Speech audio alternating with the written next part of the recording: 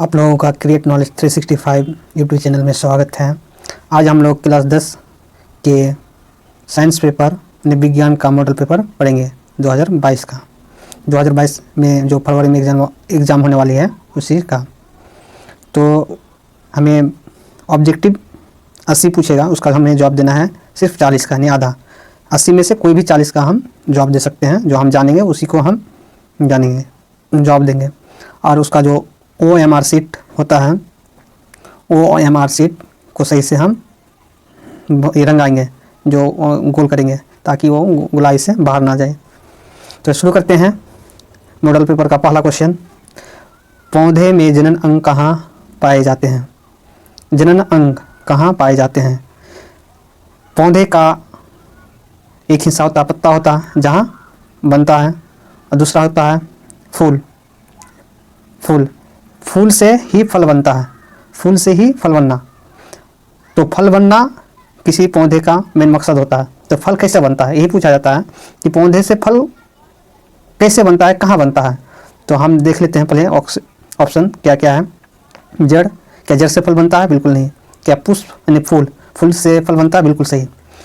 तना से नहीं है। फल फल बनना ही पौधे का जन्म भाग होता है। क्या जन्म करता है? फूल। और फूल से फल बनना जनन होता है। जन्म किसका करता है? फल का। कौन करता है? फूल। तो फूल से फल बनना वो किस क्रिया द्वारा होता है? परागन। थोड़ा देख लेंगे परागन। यानी कि परागन मीन्स होता है कि परागकण को वर्तिकाग्र तक पहुंचाने की क्रिया को क्या कहते हैं? परागन। ये भी पूछा जाए परागन किसे कहते हैं। देख लेंगे परागन के जरिए से पुष्प से फल बनता है। यदि पुष्प में परागन की क्रिया ना हो तो क्या फल बनेगा? बिल्कुल नहीं। यानी कि फल बनने के लिए पहले परागन की क्रिया होगी, उसके बाद फल बनेगा। इसका यही होगा। तो अंग कौन हो गया? फूल। दूसरा नंबर देख लेते हैं। प्रकाश संश्लेषण की क्रिया होती है। प्रकाश संश्लेषण क्रिया होती है मतलब किस में होती है? ये तो हम लोग जानते हैं हरे पेड़ पौधे में होती है, जो ये डी नंबर है, हरे पेड़ पौधे में होता है। तो प्रकाश संश्लेषण कैसे होता है वो भी जान लेते हैं। जब CO2 यानी कार्बन डाइऑक्साइड और जल मिलता है सूरज की रोशनी में और क्लोरोफिल यानी हरा फिल हो, तो C6H12O6 + O2 बनता है। यानी कि CO2 H2O सूरज की रोशनी क्लोरोफिल की मौजूदगी में एक रासायनिक अभिक्रिया होती है, जिससे क्या बनता है? एक स्टार्च। क्या बनता है? स्टार्च का फॉर्मूला क्या है? C6H12O6 और O2 ऑक्सीजन गैस बाहर निकलता है। तो इस क्रिया को क्या कहते हैं? प्रकाश संश्लेषण। तो ये किस में होता है? पेड़ पौधे में।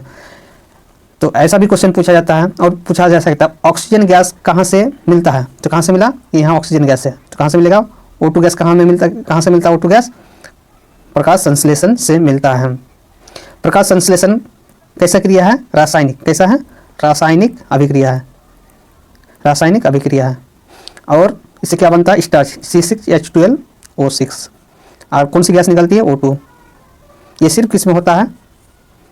हरे पेड़ पौधे में होती है। इसलिए पेड़ पौधे को क्या कहते हैं? स्वयं जीवी कहा जाता है। स्वयं जीवी मतलब अपना खाना खुद बनाते हैं, किसी पे डिपेंड नहीं होता है, स्वयं जीवी कहा जाता है। किस कारण से? क्योंकि प्रकाश संश्लेषण होती है किसमें? पेड़ पौधे में। बस इतना ही जानेंगे और धीरे धीरे सीखेंगे। यहाँ पूछा गया है 3 नंबर में, क्या प्रकाश संश्लेषण की क्रिया में ऑक्सीजन किससे बाहर निकलता है? ऑक्सीजन गैस किससे बाहर निकलता है? तो इसका आंसर हो जाएगा जल।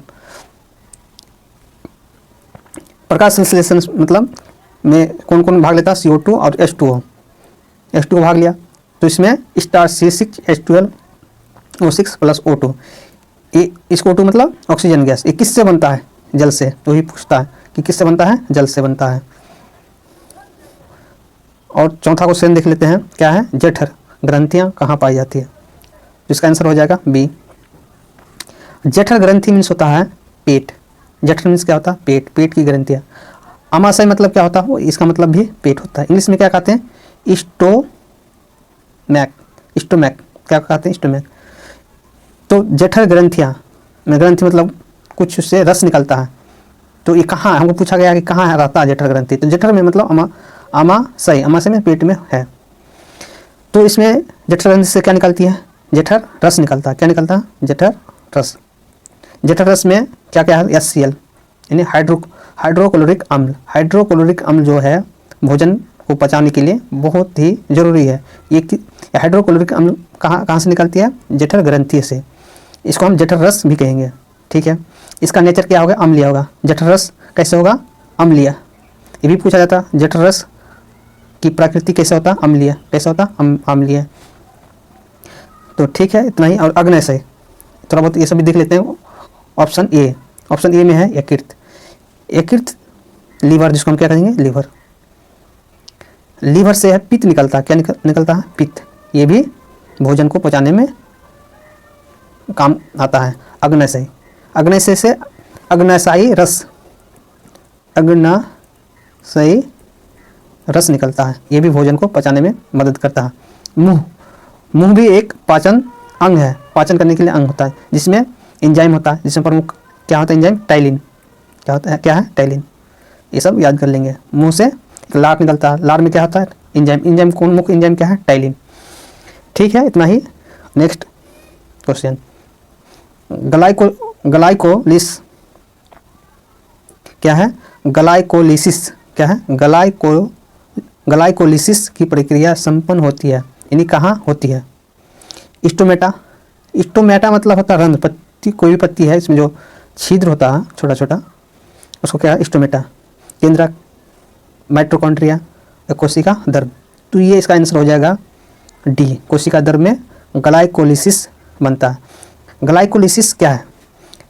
कार्बोहाइड्रेट C6H12O6 किस में बदलता है? अम्ल में।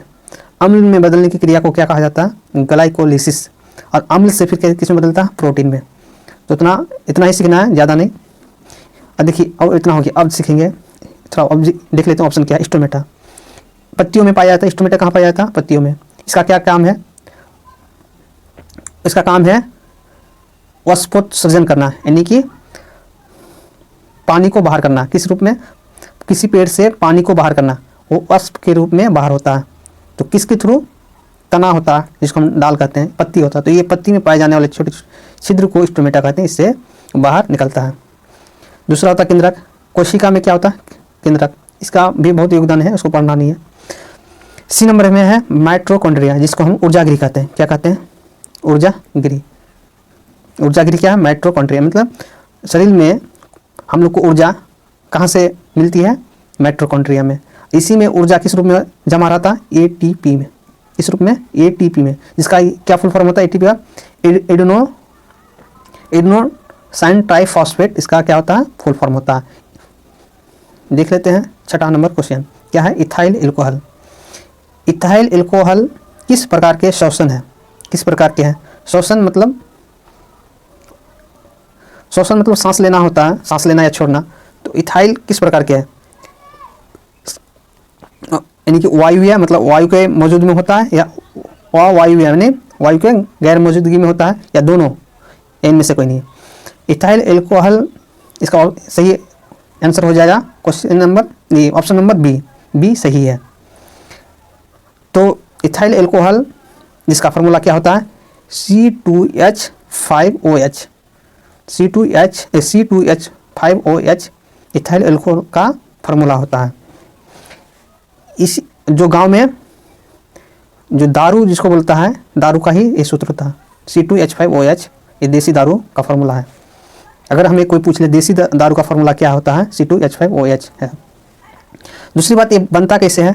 बनाने के लिए इसको ईस्ट की मौजूदगी होना चाहिए। ईस्ट, या जिसको हम हिंदी में क्या कहते हैं? खमीर। खमीर की मौजूदगी में और वायु की गैर मौजूदगी में, यानी ऑक्सीजन O2 की गैर मौजूदगी में, ईस्ट की मौजूदगी में और ऑक्सीजन की गैर मौजूदगी में किण्वन विधि से, किस विधि से? किण्वन विधि से इथाइल एल्कोहल बनाया जाता है। समझ में आ गया होगा? इसको सही से हम देख लेंगे, पढ़ लेंगे। 7वां नंबर में क्वेश्चन है क्या? सबसे छोटी अंतःस्रावी ग्रंथि कौन है? सबसे छोटी अंतःस्रावी ग्रंथि बहुत है, जैसे यकृत। क्या है? यकृत भी है, अग्न्याशय भी है, ये सब क्या? अंतःस्रावी ग्रंथि है। तो हमको क्या पूछा? सबसे छोटी, इसका आंसर हो जाएगा पिट्यूटरी ग्रंथि, जिसको हम मास्टर ग्रंथि कहते हैं। क्या कहते हैं? मास्टर ग्रंथि के नाम से जानते हैं। किसको? पिट्यूटरी ग्रंथि। वो छोटा होता है, शरीर का सबसे छोटा अंतःस्रावी ग्रंथि है। ये कहाँ है? यानी कि मनुष्य के माथा, सिर में नहीं, सिर से नीचे होगा माथा, जिस कपाल के ऊपर, कपाल होता है शरीर में, कपाल के ऊपर एक छोटा सा ग्रंथि है। उस ग्रंथि का क्या नाम है? पिट्यूटरी ग्रंथि। ये समझ में आ गया होगा। दूसरा, अब थोड़ा इसका देख लेते हैं दूसरा चीज़ ऑप्शन वाइज।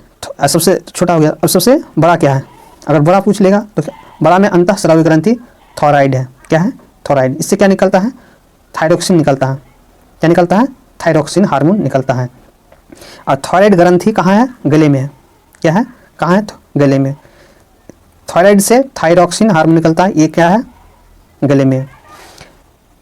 थायरोक्सिन हार्मोन की कमी से घेगा रोग होता है। घेगा रोग होता है। और थायरोक्सिन हार्मोन यदि कम होता है तो आयोडीन का इस्तेमाल किया जाता है। आयोडीन का इस्तेमाल करने से थायरोक्सिन हार्मोन ज़्यादा देता है और सही देता है। यदि हम थायरोक्सिन हार्मोन चाहिए तो आयोडीन का इस्तेमाल करना होगा। यदि आयोडीन का इस्तेमाल नहीं करेंगे तो थायरोक्सिन हार्मोन नहीं देगा, नहीं थॉराइड ग्रंथि काम नहीं करेगा। काम नहीं करेगा तो थायरोक्सिन हार्मोन नहीं मिलेगा, और नहीं मिलेगा तो मेरा एक रोग होता है घेगा, जिसको हम कहते हैं घेगा, इंग्लिश में गोइटर कहा जाता है। वो रोग हो जाए, यानी गला में गला फूल जाता है। वो थायराइड ग्रंथि जब काम नहीं करता तब वो बीमारी होता है। और काम कब नहीं करता है? जब आयोडीन कम हो जाता है। आयोडीन जब कम मिलता है तब थायराइड ग्रंथि काम नहीं करता है। और काम नहीं करने का मतलब है कि थायरोक्सिन हार्मोन रिलीज नहीं करता है। 8वां नंबर में क्या है? पौधों के वायवीय भागों से जल के ह्रास की क्रिया कहलाती है। ह्रास मतलब निकलना या कम होना। तो ये इसका आंसर हो जाएगा बी, वाष्पोत्सर्जन। वाष्पोत्सर्जन से निकलता है। ये कहाँ होता है? वाष्पोत्सर्जन पत्तियों में। पत्तियों के छोटे छोटे छिद्र होता है, जिसको हम स्टोमेटा कहते हैं या रंध्र कहते हैं। स्टोमेटा या रंध्र कहा जाता है, इंग्लिश में स्टोमेटा बोला जाता है। तो रंध्र से निकलता है, क्या निकलता है? पानी। किस रूप में? वाष्प के रूप में निकलता है, जिसको हम वाष्पोत्सर्जन कहते हैं। चलिए, इसका ये हो गया क्वेश्चन। इसका देख लेते हैं ऑप्शन वाइज। एक है निषेचन। निषेचन नर और मादा के मिलन को निषेचन कहते हैं। अंडाणु और शुक्राणु और शुक्राणु के मिलने को क्या कहा जाता है? निषेचन। ये इसके लिए नर और मादा को मिलना होता है। परागन पौधों में होता है, और किस भाग में होता है? फूल में। फूल यानी कि परागकण को वर्तिकाग्र तक पहुंचाने की क्रिया को क्या कहते हैं? परागन कहते हैं। और इसी से फल बनता है। ये क्रिया नहीं होगा तो क्या? परागन नहीं होगा। विसरण से क्या होता है? ये भी एक महत्वपूर्ण होता है कि कोई भी किसी भी सुगंध हो या दुर्गंध जो हम तक पहुंचता है, वो विसरण के ही जरिए पहुंचता है। अगरबत्ती का सुगंध अगर हम तक पहुंच रहा है तो कैसे पहुंच रहा है? हवा के जरिए विसरण के थ्रू हम तक पहुंच रहा है। ये समझ में आ गया होगा। ये विसरण सिर्फ क्या? वायु में ही होता है। विसरण जो क्रिया है किसमें होगा? सिर्फ वायु में। अब ये फूल में होगा, ये क्या? नर और मादा में होता है। वाष्पोत्सर्जन पत्तियों में होता है। इसी तरह देख लेते हैं अगला क्वेश्चन। घेगा रोग पनपता है। पनपता मतलब होना, पनपता क्यों? किसकी कमी से? तो आयोडीन कमी से। इसका आंसर हो जाएगा सी, आयोडीन की कमी से क्या होता है? घेगा रोग। क्यों होता है? थॉराइड ग्रंथि काम नहीं करता है। थॉराइड ग्रंथि काम नहीं करने का मतलब है कि ये काम नहीं करता, तो थॉरेक्साइन हार्मोन उत्सर्जन यानी नहीं बना पाता है, जिसके कारण घेगा रोग होता है। इंग्लिश में इसको गोइटर कहा जाता है। क्या कहा जाता है? गोइटर रोग किसकी कमी से होता है तो थायरोक्सिन हार्मोन की कमी से। लेकिन थायरोक्सिन हार्मोन को किस पे डिपेंड है? आयोडीन की पूर्ति हम किस में करते हैं? नमक के जरिए हम करते हैं। कोई ऐसा फल या सब्जी नहीं है जिसमें आयोडीन पाया जाता है। सिर्फ आयोडीन से ही हम उसको पूर्ति कर सकते हैं। थोड़ा ये ऑप्शन देख लेते हैं। रक्त की कमी से क्या है? रक्त के कमी से क्या होता है? एनीमिया। एनीमिया एक रोग है जो जिसके शरीर में रक्त यानी खून कम हो जाता है तो एनीमिया होता है। चीनी की कमी से कोई रोग नहीं होता। चीनी की ज़्यादा से शुगर हो जाता है, यानी कि जब चीनी की मात्रा शरीर में ज़्यादा हो गया तो क्या होगा? डायबिटीज हो जाएगा। इसके बारे में जान लेते हैं कि अग्नाशय में एक अग्नाशय में एक इंसुलिन निकलता है। वो इंसुलिन, जब इंसुलिन का काम होता है चीनी को पचाना, चीनी को हजम करना होता है, लेकिन जब वो इंसुलिन नहीं निकलता है किसी कारणवश तो क्या होता है, चीनी शरीर में बढ़ जाता है, उसको तब हम शुगर बीमारी हो जाता है, जिसको शुगर का बीमारी कहते हैं या डायबिटीज़ भी कहते हैं। क्या कहते हैं, डायबिटीज़। तो अग्नाशय में एक बीटा कोशिका से निकलता, ठीक है, ज़्यादा डीप में नहीं जाना है, बाद में जब टॉपिक वाइज पढ़ेंगे तब देख लेंगे। ये क्या है, इसमें क्या है कि 10 नंबर में क्या क्वेश्चन है, रक्त मतलब खून, ब्लड, हल्के पीले रंग के चिपचिपे द्रव को क्या कहते हैं। रक्त में हल्के पीले रंग के चिपचिपे द्रव को क्या कहते हैं, तो क्या कहते हैं, प्लाज्मा कहते हैं। ये आंसर हो जाएगा। तो हम देख लेते हैं रक्त के बारे में। रक्त 2 भागों में बांटा जाता है, क्या है, 45% और 55%। 45% को प्लाज्मा कहते हैं, ये द्रव रूप में रहता है, और 55% कण के रूप में होता है। कण में क्या होता है, 3 तरह का कण होता है, RBC, WBC और ल्यूकोसाइट। ये 3 तरह का कण होता है 55% में। और RBC में हीमोग्लोबिन पाया जाता है। इस हीमोग्लोबिन के कारण ही रक्त का रंग लाल होता है। रक्त लाल क्यों होता है, हीमोग्लोबिन। और हीमोग्लोबिन किसमें पाया जाता है, RBC में। RBC कहाँ बनता है, ये भी पूछ लिया जाता है। RBC अस्थि मज्जा यानी हड्डियों के बीच में जो काला काला दिखाई देता है उसको अस्थि मज्जा कहते हैं। उस अस्थि मज्जा से ही RBC बनता है। और ये एक बार बनने के बाद 120 दिन बचता है, मतलब इसका RBC कितना दिन बचता है, खुद से 120 दिन। 120 दिन बाद वो प्लीहा, क्या है, प्लीहा या स्प्लीन में जाके मर जाता है। इसलिए RBC का कब्रगाह या कब्रिस्तान प्लीहा या स्प्लीन को कहा जाता है। और इसी तरह देख लेते हैं रक्त। और एक क्वेश्चन क्या बन सकता है, रक्त क्या है। रक्त एक तरल संयोजी उत्तक है। क्या है, तरल संयोजी उत्तक है। क्या है, उत्तक है। ठीक है, इतना ही देखते हैं। अब हम 11वीं क्वेश्चन देख लेते हैं। क्या है, 11 नंबर में है रक्तचाप यानी कि ब्लड प्रेशर, जिसको शॉर्ट में हम कहते हैं BP। ब्लड प्रेशर रक्तचाप मापने की उपकरण या मशीन या यंत्र को क्या कहते हैं। इसका आंसर हो जाएगा D, स्फिग्मोमेनोमीटर से हम ब्लड प्रेशर नापते हैं। ये सभी छोटे से छोटे डॉक्टर के पास अब देखने को मिल जाएगा। जब कोई जाते हैं तो हाथ के बाजू में लगाकर चेक किया जाता है। ये ब्लड प्रेशर यानी कि रक्तचाप हमारा नॉर्मल 120/80 mm मिलीमीटर वो HG में होना चाहिए। HG मतलब पारा में होना चाहिए। जब हम लगाते हैं तो देखेंगे कि एक छोटा सा ट्यूब में वो ऊपर नीचे जाता है, वो द्रव, उस द्रव क्या है, पारा है। क्या है, पारा, जिसको हम HG कहेंगे। रक्तचाप जब ज़्यादा हो जाता है 120/80 से ज़्यादा हो जाता है तो हम क्या कहते हैं, हाई प्रेशर। और 120/80 से जब कम हो जाता है तो उसको क्या कहते हैं, लो प्रेशर कहते हैं।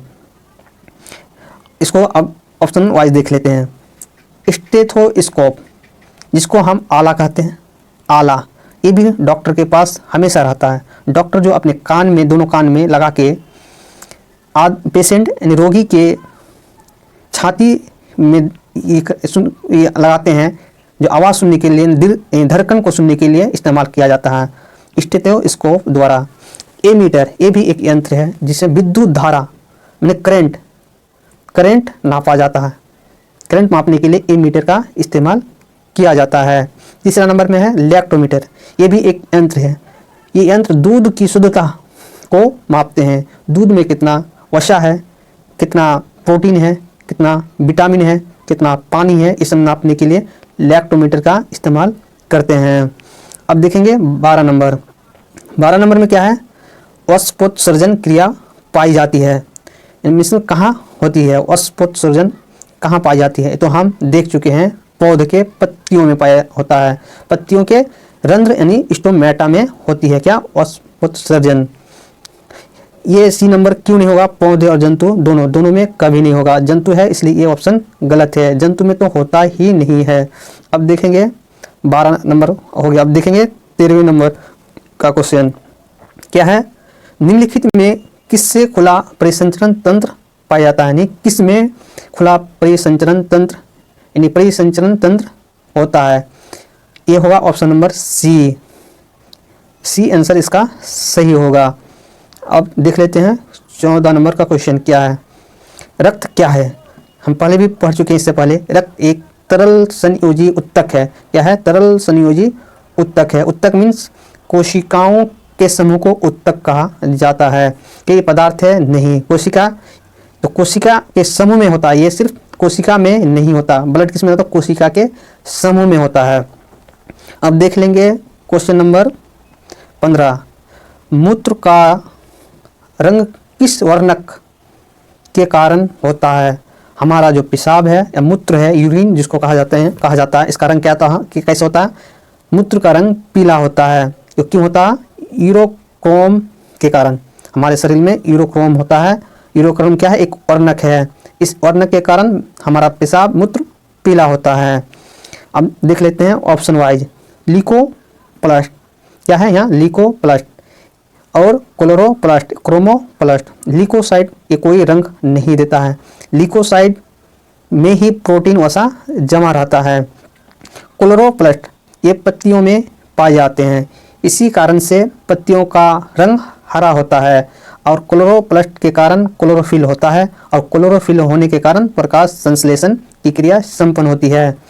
क्रोमोप्लास्ट ये क्रोमोप्लास्ट फूल या फल को रंगीला बनाता है, यानी कलरफुल बनाता है। कौन? क्रोमोप्लास्ट।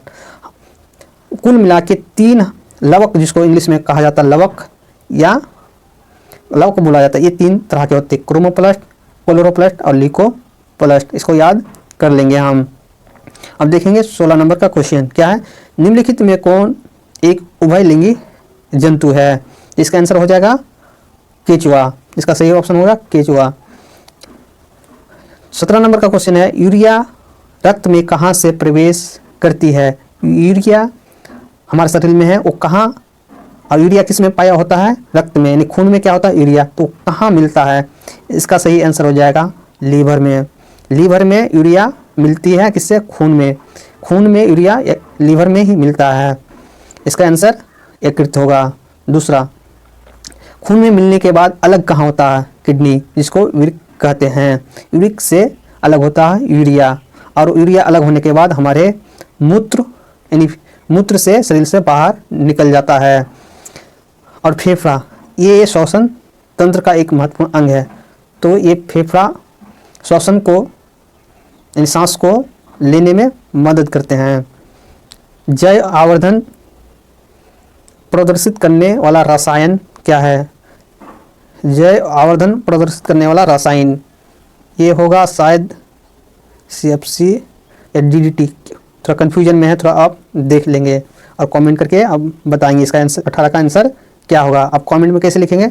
18 का ये है तो B है तो B लिख देंगे, इस तरह करके लिखेंगे। अब देख लेते हैं 19 का क्वेश्चन। निम्नलिखित में से कौन एक प्राथमिक उपभोक्ता है? इसमें हो जाएगा शाकाहारी प्राथमिक उपभोक्ता है और मांसाहारी द्वितीयक उपभोक्ता है। ये इसी तरह से हम देख लेते हैं 19 नंबर का क्वेश्चन। निम्नलिखित में भूमिगत जल का उदाहरण है। भूमिगत मतलब मिट्टी के नीचे वाला पानी। तो मिट्टी के नीचे वाला पानी कौन सा है? कुआं। इसका सही आंसर होगा।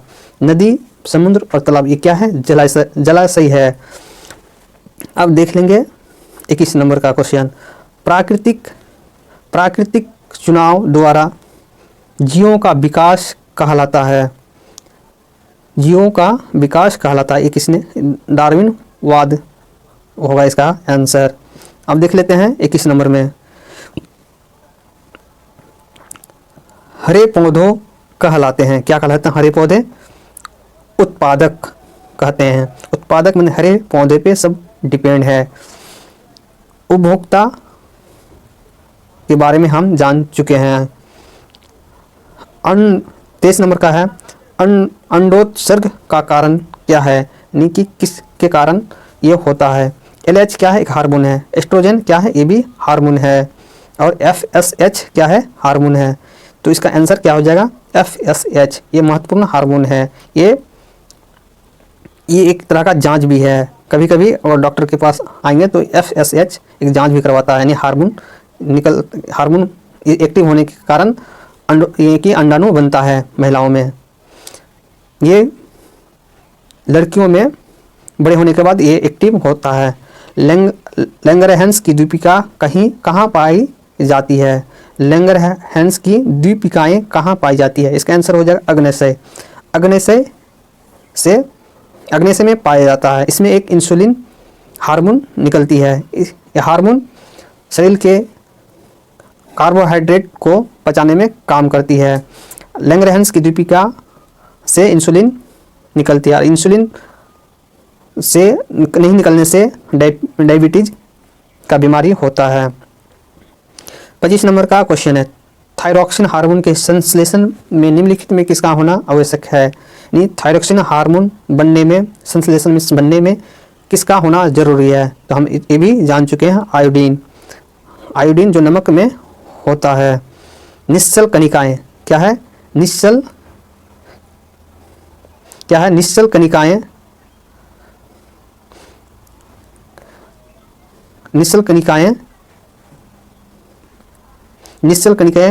कणिकाएं पाई जाती है, यानी कहाँ पाई जाती है? इसका आंसर होगा न्यूरॉन।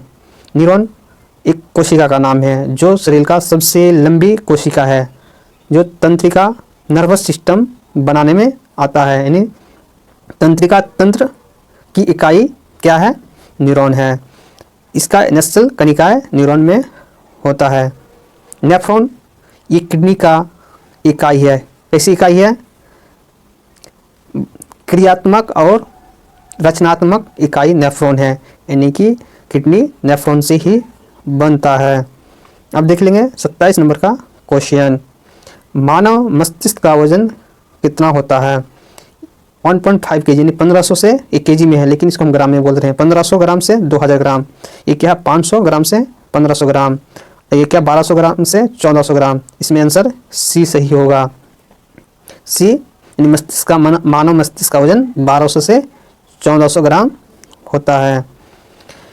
निकट दृष्टि दोष अथवा दूर दृष्टि दोष के निवारण मीन्स इलाज हेतु प्रयुक्त लेंस द्वारा प्रतिबिंब होता है। इसका आंसर हो जाएगा वास्तविक और उल्टा। 29 नंबर में साइड मिरर के रूप में निम्नलिखित में से कौन प्रयुक्त होता है? तो साइड मिरर गाड़ी के साइड में जो लगा दर्पण होता है, जो आरसी जिसको कहते हैं, मिरर मीन्स आरसी या दर्पण है, वो कौन सा दर्पण है? इसका आंसर हो जाएगा उत्तल दर्पण। क्यों लगाया जाता है? क्योंकि वो वस्तु से छोटा और सीधा होता है। सीधा